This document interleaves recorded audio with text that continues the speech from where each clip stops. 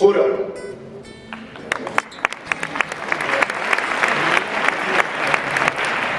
Juro. Juro.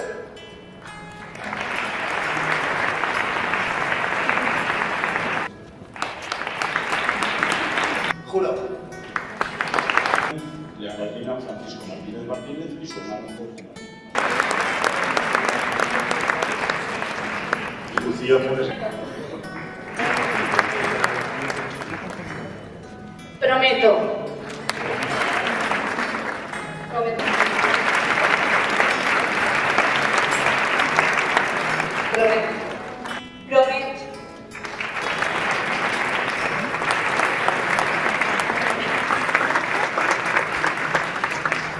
Juro. Juro. La presentación de los jurantes nos dirigirá unas palabras la compañera Noemí Engo García. Por fin ha llegado el momento, el día esperado en que juramos la Constitución española, ese día que parecía tan lejano en nuestro primer año de carrera. Medalla al mérito en el servicio de la abogacía valenciana a don Víctor Carrasco Péniz.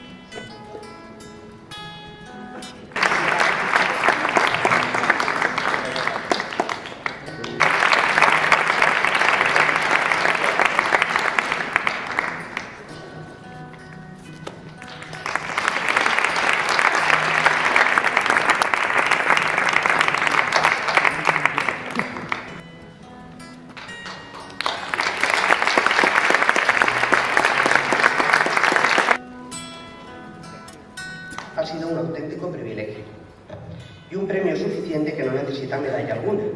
Lo que verdaderamente importa es tener todos la misma causa común, nuestra corporación, nuestro Colegio de Abogados de Valencia.